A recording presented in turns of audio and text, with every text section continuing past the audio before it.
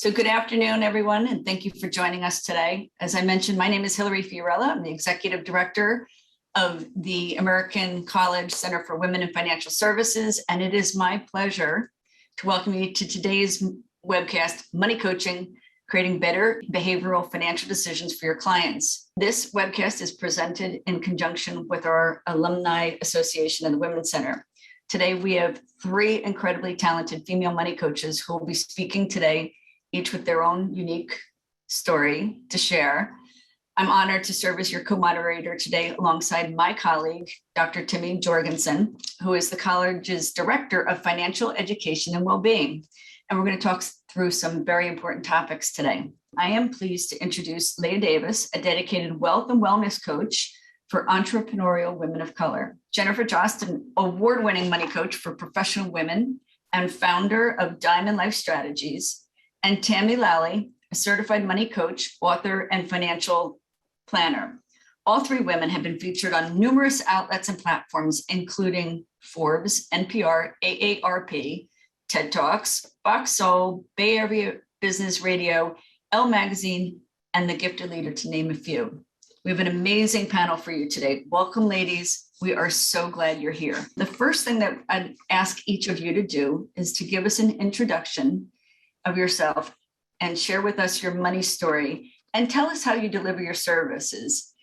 Jennifer, if you wouldn't mind, I'm going to ask you to go first. Hello, welcome. I'm so glad everyone's here. We've been prepping for this for a while, so we're actually here in our little squares, very excited. Jennifer Jost, I have actually been a financial advisor since 2005. I've been on that roller coaster, moved many times, and now I'm very happy being a registered investment advisor. And about 6 years ago, I realized that my clients had emotions around money, along with myself. Anybody familiar with the imposter syndrome when I'm sitting across the table from clients going, I need to get my stuff going. So I became a certified money coach, and I do things very differently now. So I have two completely separate businesses. One is a certified money coach. We deal with emotions and feelings around money to get them ready and stable to listen to the advisors. And then my other company is still my registered investment advisor, helping with planning and investing. So I'm a speaker, and I bring people in to help them deal with the stress and anxiety around money. I feel like that's what we can all do better, is actually relate to people and connect with them to be able to handle the feelings and the emotions that's coming around every dollar sign we actually have in our household, even though we don't really realize it. So thank you for being here. Looking forward to jumping in. All right, thank you for that, Jennifer. Leah, I'm going to ask you to introduce yourself as well. Thank you so much. It is an honor to be here with everyone today. I also was a financial advisor for a short time period, and I definitely had that imposter syndrome that Jennifer is talking about. And at that time, I didn't realize what was going on with me, is that I hadn't developed the behaviors and habits to really smash and to reach my goals.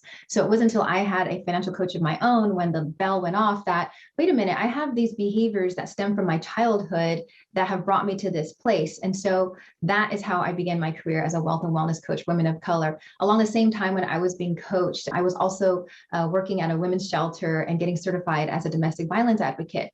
And I am an adult survivor of childhood domestic violence. And as I was learning about the impact of that trauma that I experienced, as well as several relationships in my adult life where I'd experienced intimate partner violence, even when I was a financial advisor, I realized that a lot of that trauma that I had experienced in childhood and as an adult was impacting my financial decisions. I was not moving forward. I just had this wall up and a lot of fear and shame. And so that just really clicked in for me. And that's how I started my business. And so what I do as a wealth and wellness coach is I take a healing-centered approach for my clients.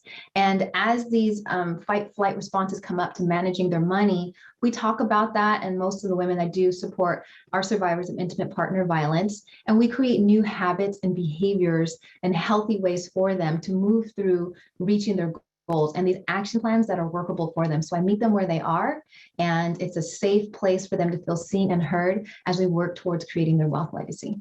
Wow. Thank you, Leah. Tammy, would you introduce yourself now, please?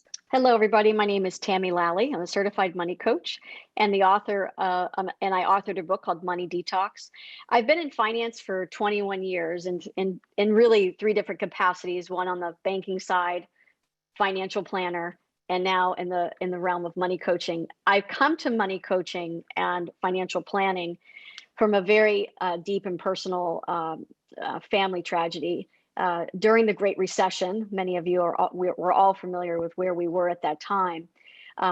I was in financial planning, and I had a brother reach out to me and having some real dire financial conditions. And when he called, really needing to borrow a large sum of money for him, I agreed to do that and work with him. But my approach to helping him work through his financial problems was about numbers. I came in kind of with the tough love and buck up energy, and it's like, okay, come on, cut back. And he was a father. He had a child, a 10-year-old and an 18-year-old, and he was married. And the bottom line was that he wasn't having a money problem.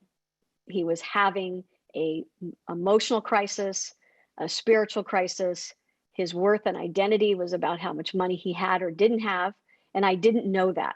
I didn't see it. I wasn't curious enough. I didn't ask the right questions. I just went to the math and said, cut back, get more income, And it didn't work.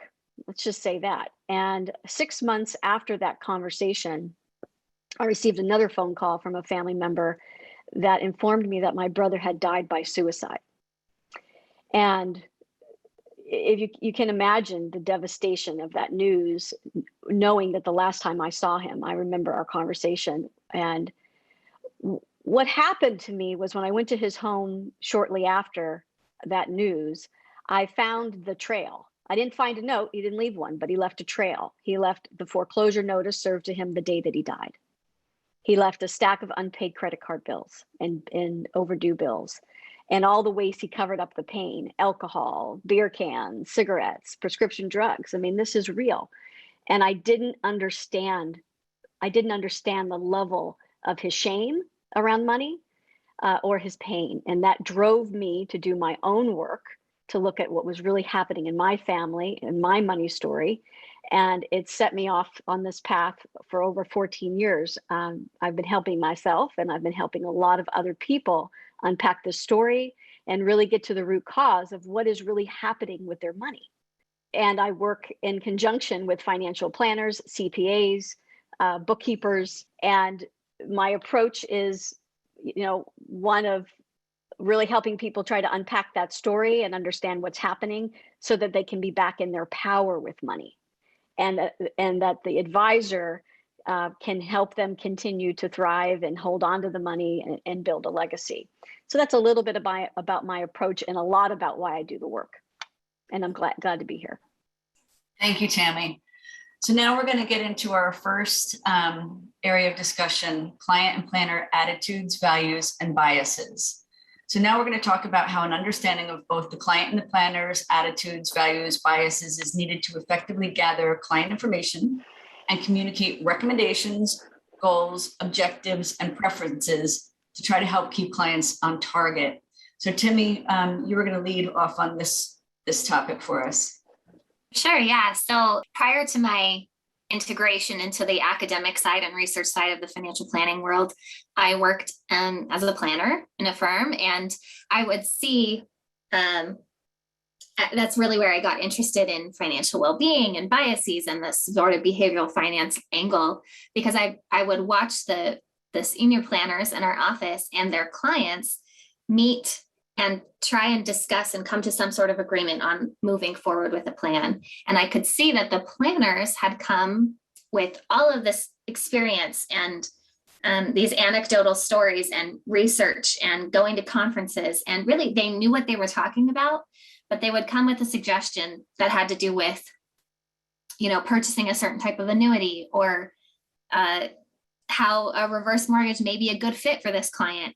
And the client would already have come in with this experience from their own life. And it wasn't a professional experience. It was a personal experience. It was living through a parent with dementia, or watching a grandparent lose their home, or go through whatever happened in the Great Recession to them in their personal life. And they would get to the point where both of them were very cordial and they would have this meeting and they would come together with a plan. And then we would never see the client again. They wouldn't come back. They wouldn't answer emails. They would literally ghost us. Like, we were getting ghosted by more pre-retired and retired clients because we weren't leading with the questions that could open us up for a discussion to understand what are your biases, values, goals, and what are you willing to move on, and what are you not ready to make a commitment on for the client. We also weren't leading with an opportunity to share the lived experience of that advisor in their professional space. So kind of creating the opportunity to share those experiences and those biases, those values in clear communication at the, with the planner and the client. That was something that planners are very busy. So that was not part of the work that they had even time or emotional space to do. They just felt very frustrated and stuck that they had all of this expertise and all of this professional experience that wasn't being taken and wasn't being used in the behavioral side. So coaching really facilitates moving through that, moving past that, and making your recommendations stick and helping clients be able to adopt them and to understand who your clients are, what they need, and what really is an optimal decision for them. So. Thank you for that, Timi. Tammy, I think you were going to share some specific examples that you've lived through. Yes, I loved everything that Timi just shared. I'm going to kind of add on to a few things. I have been on both sides of the table. So I've been a financial planner. I've also been a client of a financial planner, and I'm also a money coach. And what I do today is mostly on the coaching side for the reason I shared earlier. The passion just superseded it. And there's a huge need out there for people to really have hard conversations and really help people through their emotions around money. But what I want to say is that when I was a financial planner, I felt like I did not have the permission from the organization that I worked for to have emotional conversations. I mean, it wasn't encouraged. We didn't talk about it. We certainly weren't trained in it. There was no training session that I ever went to say, okay, let's talk about emotions and money. So I didn't have that training. I also have done a lot of personal therapy. I've never talked about money in personal therapy because therapists aren't trained in it. So it's like, where do we get this support and help? And money coaching is really what bridges that. And I'm thrilled to be on this webinar with you guys because it's something I've been wanting to be able to do for the years I've been in the coaching field. So when you're sitting with a client, what my strong suggestion is you've got to come and you've got to be uncomfortable to put yourself in your own shoes, your own story. We're so disassociated from our own money past and our own money story. And we have a lot of shame and we have a lot of embarrassment about our own financial circumstances. I was going through a bankruptcy when I was a financial planner. Yes, true story. And nobody knew that except for my managing partner because I had to disclose it. So I was and this was during the Great Recession, and I was sitting here trying to earn a living and work these things through with my clients. So yes, I had the imposter syndrome. Yes, I had all of that. But what I was willing to do was take the deeper look at myself and really start to look at my own story. And I really want to encourage all of you to look at your own story. When I say that, here's what I mean. What's your first childhood money memory? How did it make you feel? How did you react? What are your beliefs about money? How do you treat money? Just simply those types of questions so that you can start to put yourself into that vulnerable place, which is where your client is. So in my work, my clients don't want to deal with financial planners, advisors, or CPAs because they feel shamed. And so I am constantly bridging the gap and working with the advisor and the planner to really soften that. And the most important piece is what I have learned from my own personal experience with my brother. If I got a do-over, it would have been to lead with compassion and curiosity and really state the obvious. Like, I really see there's a problem here. Maybe I'm not equipped to talk about it or handle it, but let's just give it a shot. and really start to talk about the bigger problems. If you're not comfortable in doing that, that's why we're here. We're really here to say, hey, we know your business, we know your industry, let us in, let us help, let us bridge. I want to tell you a quick story that I think we're all going to be able to relate to, and how I've worked with financial advisors and with their clients.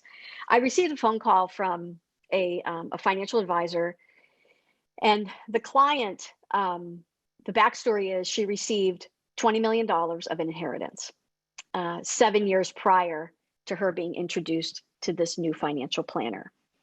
And she had only 4 million left out of the 20 million. And at the time, she was spending $100,000 a month. Now, I know that this might seem ridiculous to some of you because, but I want to give you a ridiculous and then, kind of break it down. So she was spending $100,000 a month. My job was to get that to $20,000 a month so that she wouldn't outlive her assets. And I work with people for 6 months at a time. So people hire me for 6 months at a time. We work together weekly for the 6 months, and we dig into everything personal finance and emotional and money story and all of that. So what was happening is that this client had so much shame about her behavior that she wasn't able to take the advice from the previous advisor, because the previous advisor was her father's advisor. And her father was extrememely judgmental to her, was constantly telling her that she was not enough since the day she was 10. This was a 70-year-old woman when I met her. And she was carrying a lot of shame and embarrassment and guilt on how she had misused her money over her life, how her father had to chronically bail her out.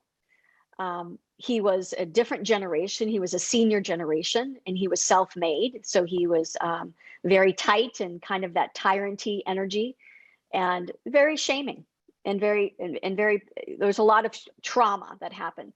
So what she was doing, and I'll tell you this one story that painted the whole picture, is that she said, Tammy, what I do is I go into Bloomingdale's, Neiman Marcus, and I spend about $10,000. Well, I knew what she was spending. She was spending about $10,000 a month there. And she said, the reason why is because when I walk in, everybody knows my name. I feel seen. I feel important. I feel heard. I go into an altered reality.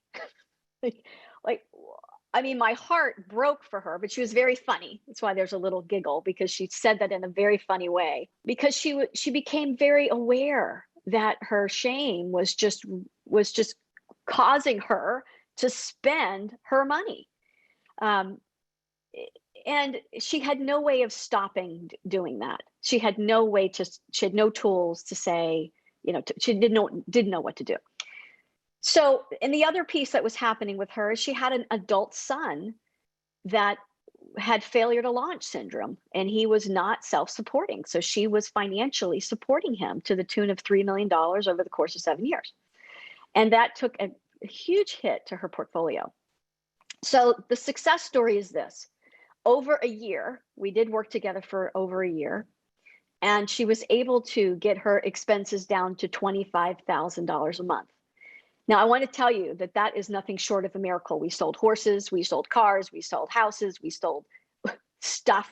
So there was a lot of emotional handholding and support. And that's really what was needed in this very extreme case. But I want you to know this. In my work, the number one problem, the number one piece of the money story that's causing the most issues with finances is shame.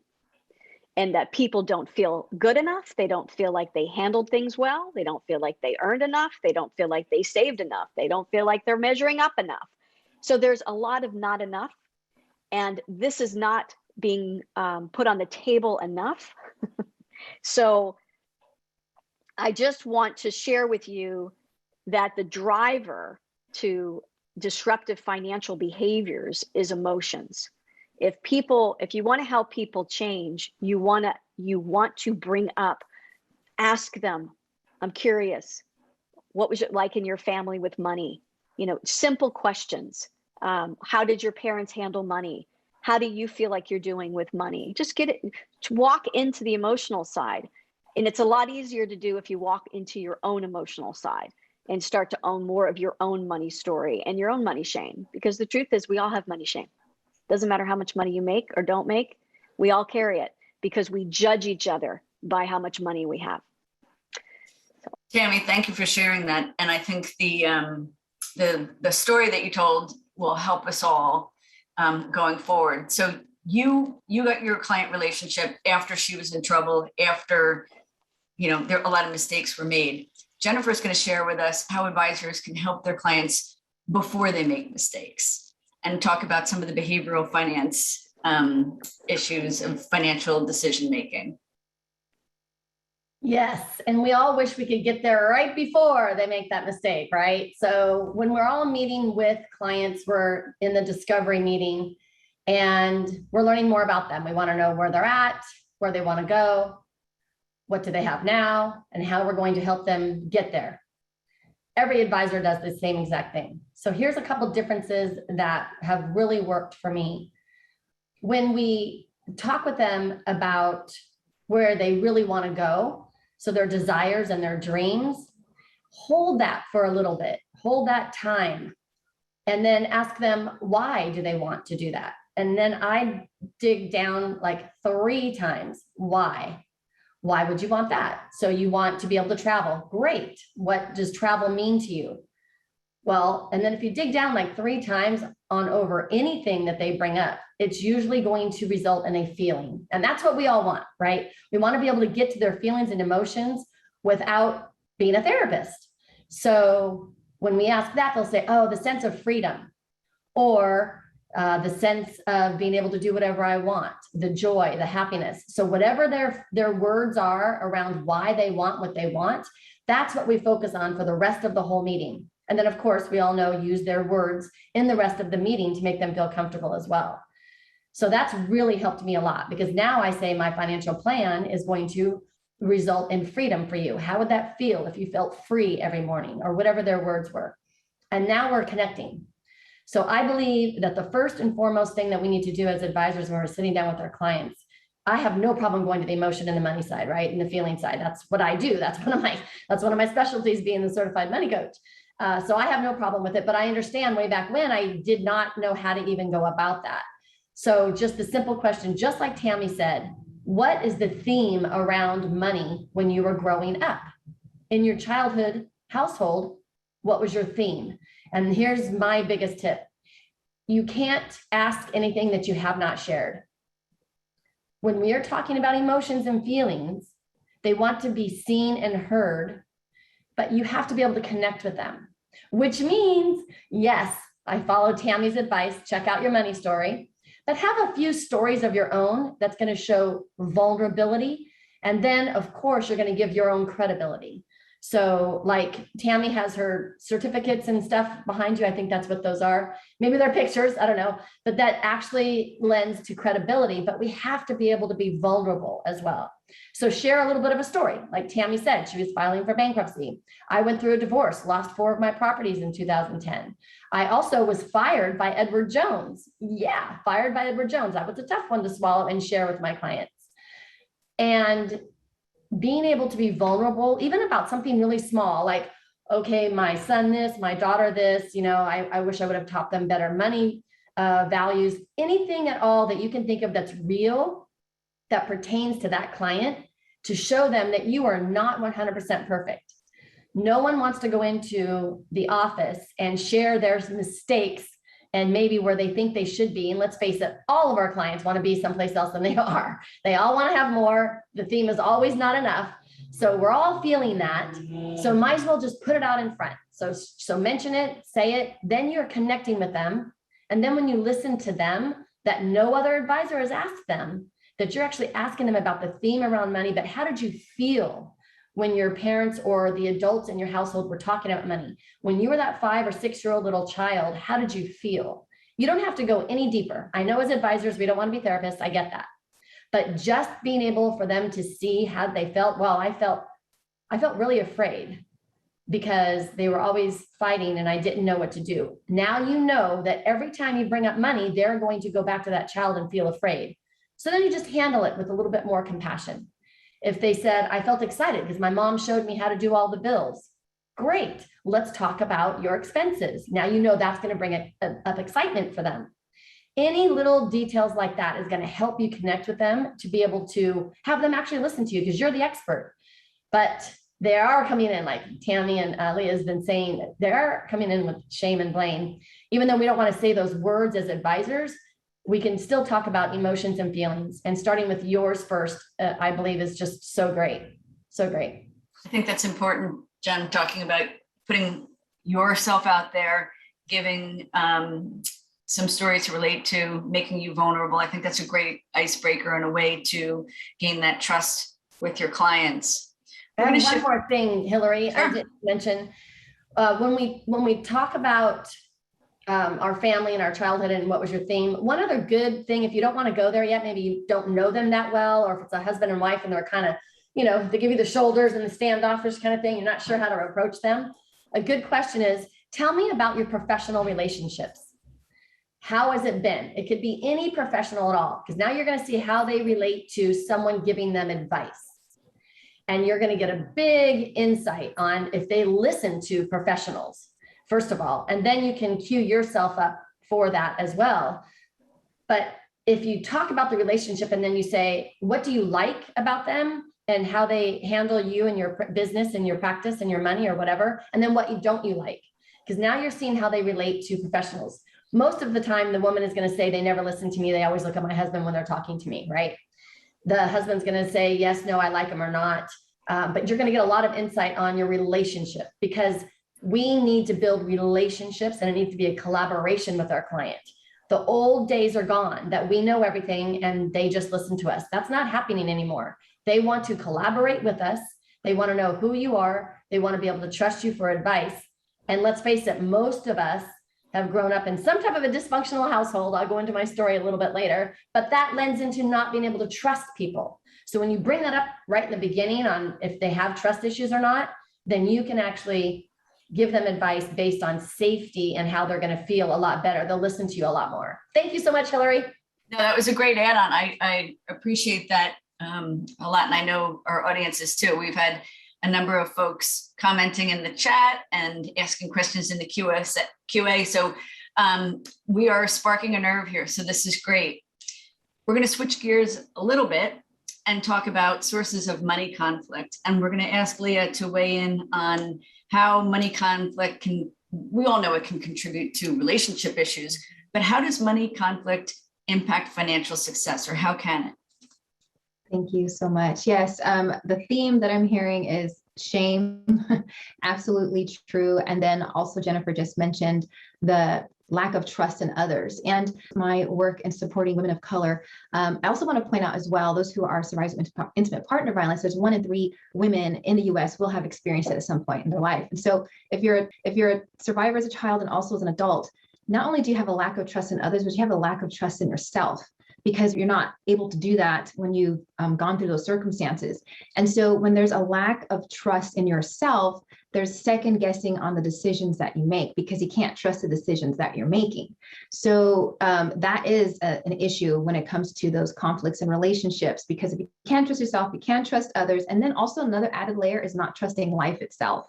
That's another layer, not being able to trust life and everything that's happening around this individual, that the rug is not going to be pulled from under them, that disaster isn't going to come forward. I mean, you can explain as much as possible that if you invest your money here, everything's going to be okay. And I've got the plan right here for you. But when there's a lack of trust in self and others in life, it's really difficult to be able to, for these clients and individuals that experience this, to go with the flow and to trust the process. And then that shame that comes up with them as well, they may be confused, like, I don't understand why I'm experiencing this. I should be able to just listen to what you're saying and just do it.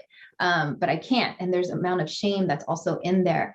And so this can also go into other relationships with family. I want to kind of share a story about a client that I worked with, because it goes into everything that I'm talking about with the shame and the lack of trust in herself and in others, and then also what she was experiencing within her own family dynamic. So this woman, she's earning a significant amount of income. She, unfortunately, her brother had committed suicide because of financial troubles. They had a very successful family, and then he died. And so for her, there was a lot of pain surrounding money. And so she came to me because she realized that she was just continuously giving money to the women that she really wanted to support as a domestic violence advocate herself. And so she would have women reach out to her and she would just give them her money. And then she would just not be putting money aside for herself, or she would. And she was like all this crazy making for herself. She had money in one bucket, she'd give them the money. And then she was all over the place and was like, I want to stop this behavior, and carried so much shame. And she also wanted to be able to have, what she said, intelligent conversations with her partner about money, because she felt like she didn't have that financial knowledge or ability to have those conversations. And they were moving towards a direction of moving in together. They wanted to buy a house. And she had all this embarrassment about reaching out to her network, friends that she had that were in real estate industry, because she didn't want to talk to them about the debt that she accrued. So all of this was all tied together for her in her life experience, and also other relationships that she experienced where there was some domestic violence, and she had been a victim of financial abuse. So when she came to me, she said, I just want to stop this behavior of spending this money, but she wasn't talking to anyone about it. And so through the coaching, what we worked on with her was how she could learn to start trusting herself and the decisions that she was making. So really focusing on the things that were working well in her life and the behaviors that she was doing that were working. So she already had a system down where she would sit down and she would create her budget about once a month. And so, but then it was on like a journal, right? And it was just not systematized, and she had all this money coming in. So we had to figure out a way that would work for her. And this is a behavior she was already doing. So we added on to that to make it more consistent for her. And then she began to realize like, hey, I'm getting that confidence. Like I am making these choices for myself and they are working. And so over time, the next step with coaching with her was to her debt. She wanted to talk about that. And this is something that she didn't talk with anyone about. It took, I think we were in our 8th or 10th week of coaching where she finally sent me her Excel spreadsheet. And she said it was a huge step for her. She'd never shared her debt with anybody, not even her partner. He had no idea. She would just talk about she had some debt, but she wouldn't even go into any detail. So she sent me this spreadsheet, and she was about $20,000 in debt. She'd already made some big strides in paying it. And so in that coaching session, I could just see with her, she kind of shut down a little bit in that session as I was reviewing it. So just really paying attention to her body language. It was over Zoom, but I could tell, and just pausing in that moment right there is so key. Paying attention to the body language of our clients and just saying, are you okay? Is there something going on right now? Would you like to pause for a minute here? And so in that moment, she expressed to me that it was really embarrassing for her to share that with me. And it was really embarrassing for her to talk about this with anyone. It's the first time she'd ever shared it. And so we paused and we talked about it, and I dug a little bit deeper, asking her about, where this came from. And she expressed that in her previous relationship, she'd been a victim of financial abuse. And then that partner had ruined her credit. And that was 13 years ago. And so she said it'd been 13 years she hadn't talked to anyone about this, and she didn't even realize the amount of shame and trauma she was carrying from that all these years, and how that was impacting her inability to talk to her partner about the debt that she had, so they can then start moving forward to buying a home. And so next time we met at another coaching session, she came back and she had let me know that she had actually talked to her partner about the debt that she had. She said, I was able to just speak about it. And through the coaching, we also had been working on her using her voice so she could express herself, so she could just in a way be able to say things where she felt comfortable and confident. And so she said it wasn't a big deal to him about the amount of debt that I had. And so she's like, this huge weight's been lifted off of me, because now she no longer had the shame over this debt, because in the coaching with me, we recognized that this had been carried from a previous relationship. She went through the process with me of sending her spreadsheet, and realized like, oh, I can do this. I can talk about this. And then we began to work on the money that she was giving to these other individuals, where she would just automatically give them the money. Now I recognize that it's my job to meet my clients where they are. This is something that's important to her. I wasn't going to say, you really shouldn't be doing that. I don't should on anyone. The should word is not there at all in working with clients. And so we really talked about what it is that she was looking to accomplish in that. What were her thoughts and beliefs when she was giving the money and transferring it without even pausing to think about herself. And so she realized that her sense of value and worth was defined in what she was doing for others. So her worth was defined in how much she was giving, and that she was going to be there no matter what. And realizing that this was really harming her financial success because she had these goals, but she was all over the place in the amount of anxiety and stress she was creating for herself and just handing over the money without thinking about it. So we began to come up with a plan on how she could handle things when she would. She definitely is going to get a phone call from someone needing financial support, where she then began to practice on saying, you know what, I'm going to think about this. And then she would give it 24 hours. And in that 24-hour time period, she would go to her little buckets of money that we had come up together and her plan. And she had a dedicated amount that she was going to be able to spend. And she would decide how much she was going to give this person. And she'd call them back and say, this is what I can give you today, and then do it. And this whole process completely transformed her life. So she no longer had the shame over her debt because we were able to work through that. She found her voice. She found a way to be able to communicate and set those boundaries for herself and with others. And throughout that process, she learned to trust herself and the decisions and the choices she was making, knowing that she already had a plan. And so trust is a huge, huge factor here when it comes to being able to resolve these money conflicts. And the trust, I just want to reiterate too, like Jennifer was saying, when we're vulnerable, a little bit about our money story or a little bit about what we've experienced. We don't have to go into big detail, but just a little bit. And it just opens the door for empathy. And when we have that empathy, we have that energy in that conversation, and person naturally can relate and like, okay, you can maybe understand where I'm coming from, and I'm not going to be feeling so judged. That's another one. Just feeling judged is also one of the money conflicts that I do often see. There's a lot of fear around that. And so out in the open, I will automatically say, this is the no judgment, no shame zone. No judgment, no shame here with me. You know, I make that really clear, and that just brings a sense of relief. And oftentimes I'll hear somebody laugh, and just be pretty light about it as well, because at the end of the day, we got, it doesn't have to be so heavy and daunting. And when our clients can see that we know what we're talking about, we have experienced some things, and this is where we are today, they want to have a piece of what we have.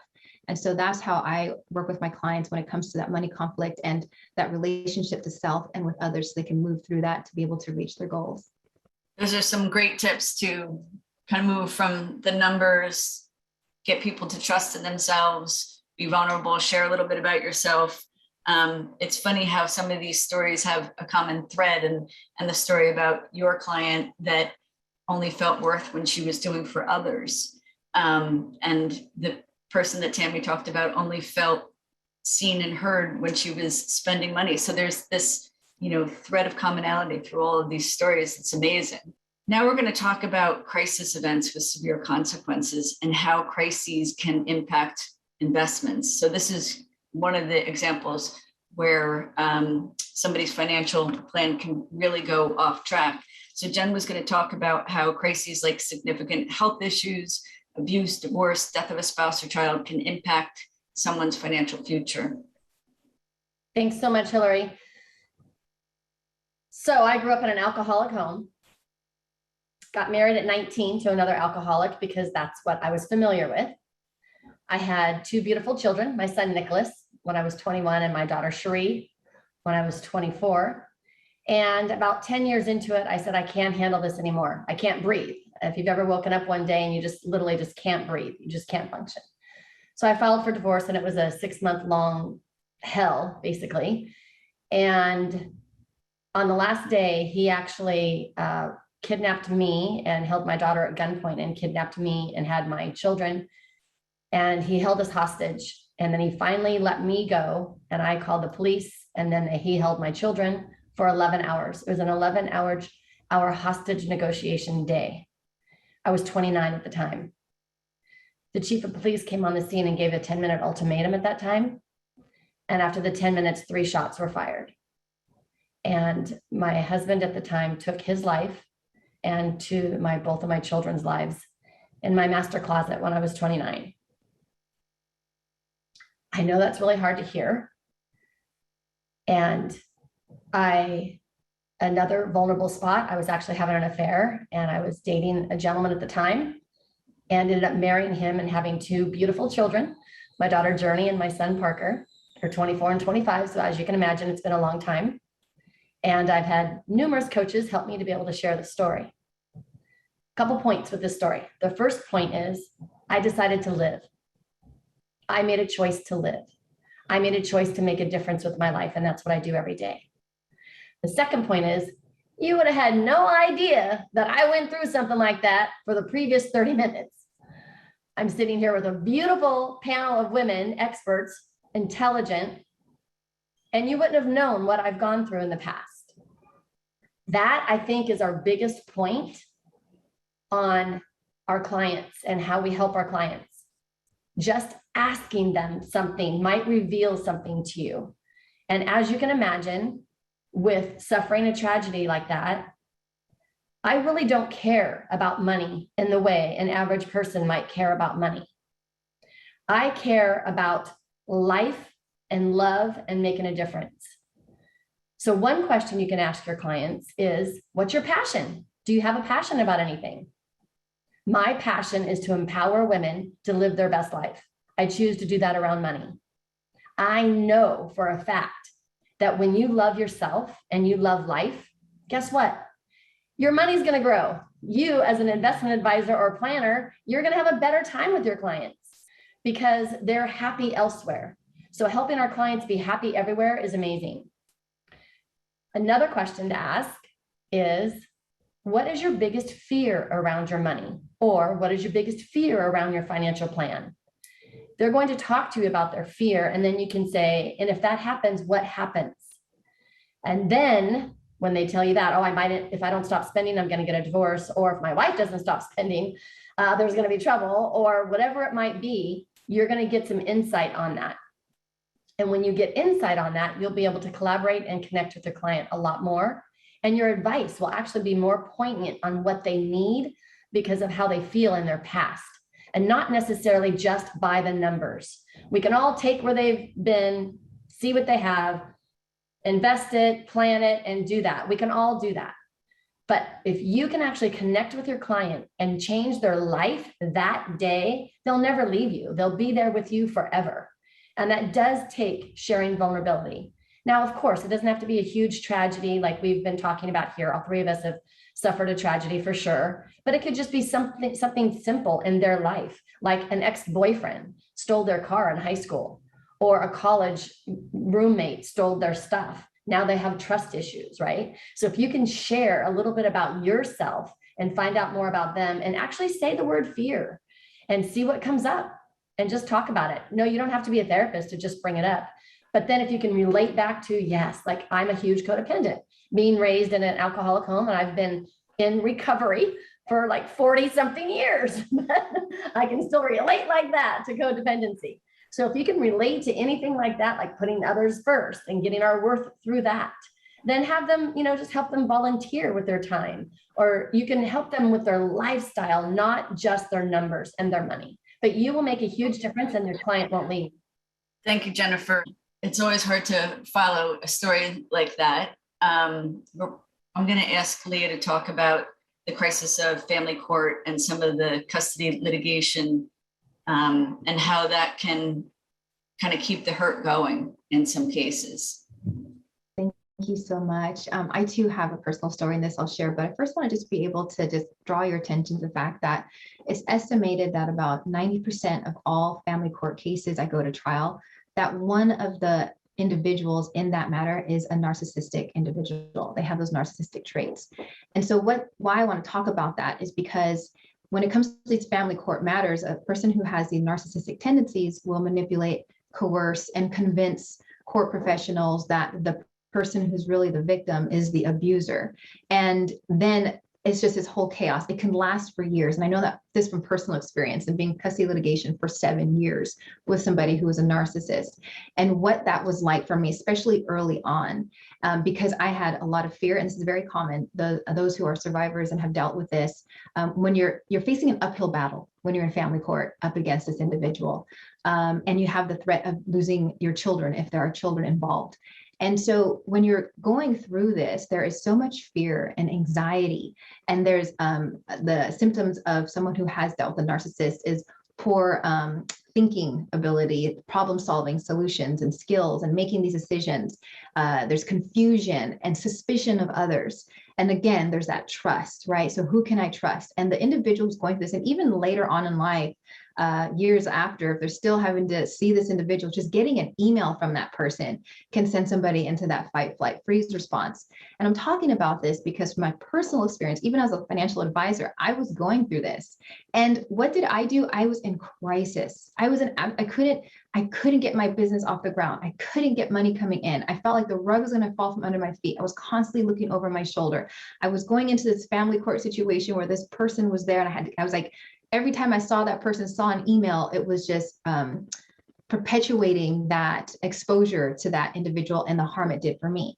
And this is what a woman will experience, and men too, that are dealing with this in family court. And so what I did was I used my retirement to help me get through this, because I had no other option at that time, is what I felt like, because I was in crisis. And I didn't even realize it until way later, when I already had started doing my healing work and started working on myself and began to realize what I was dealing with and why I was responding to life this way. And I wasn't making these financial decisions that I knew I should be making.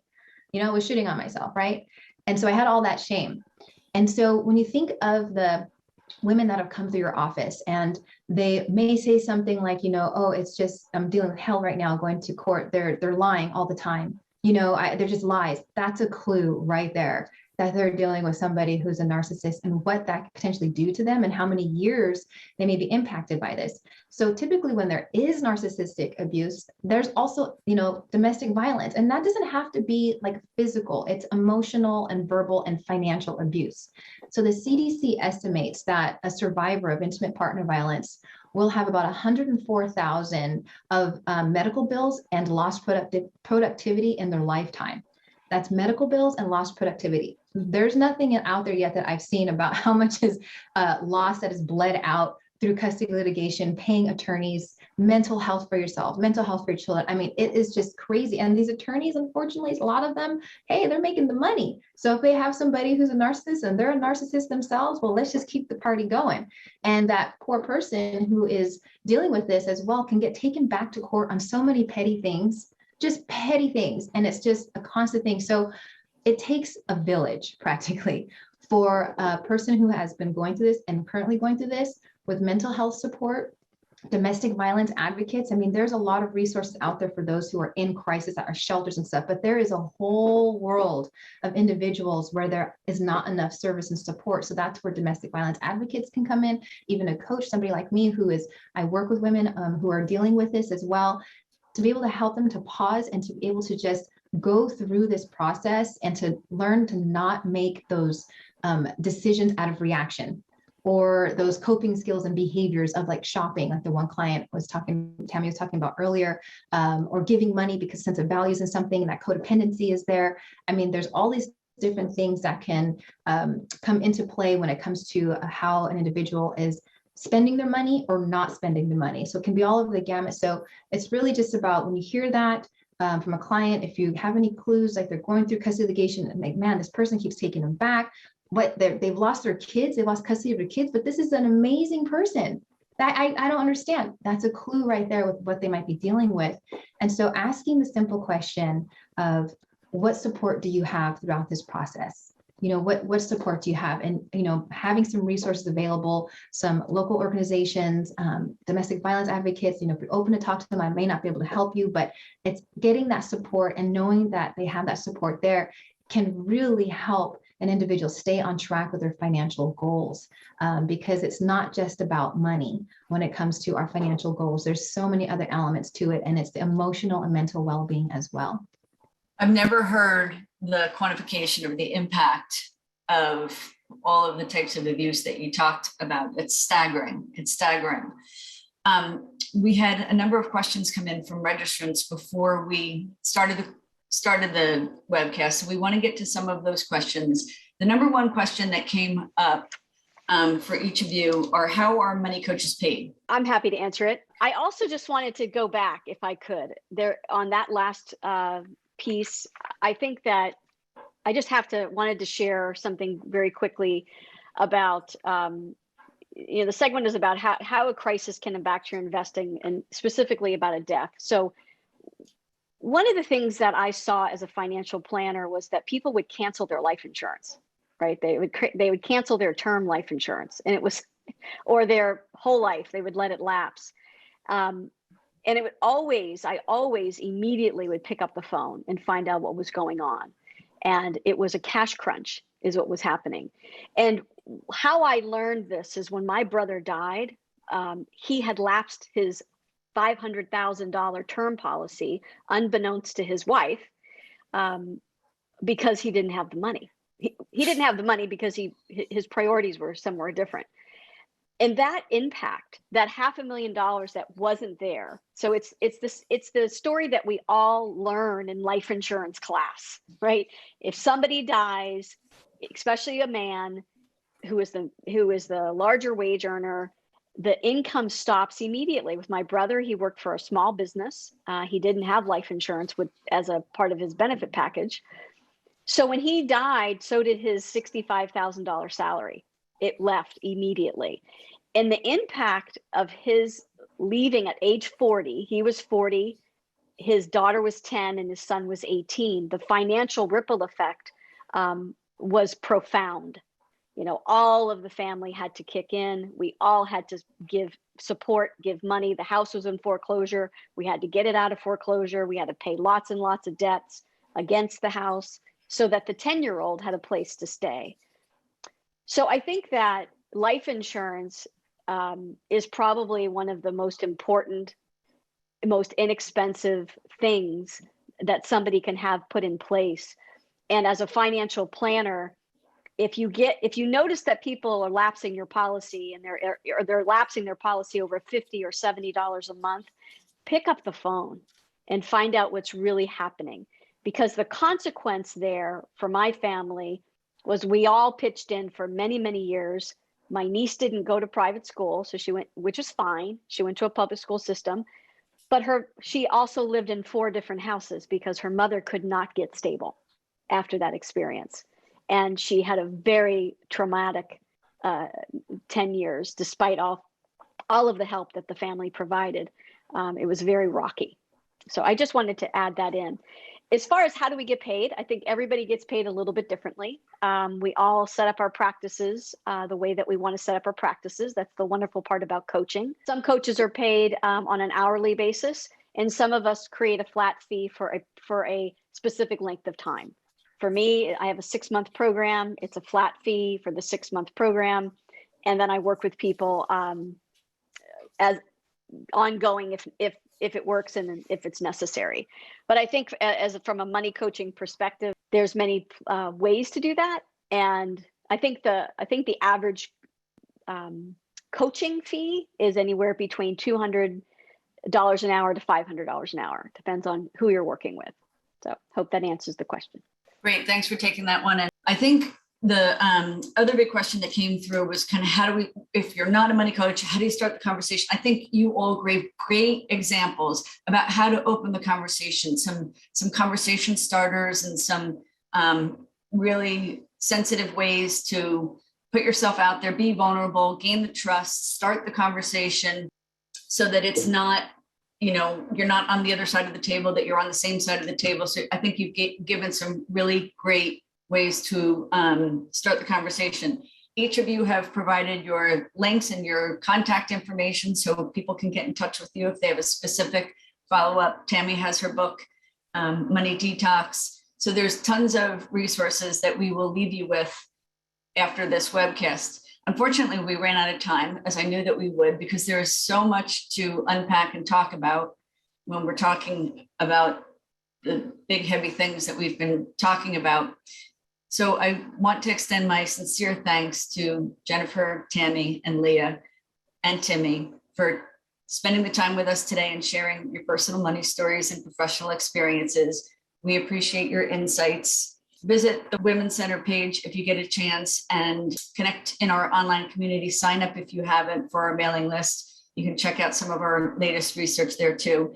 We welcome your feedback for this event, encourage you to connect with our presenters for more insights and questions. And thank you again for joining us today at the American College of Financial Services and the Women's Center. Thank you for the Alumni Center for your support. and everyone have a great rest of your day.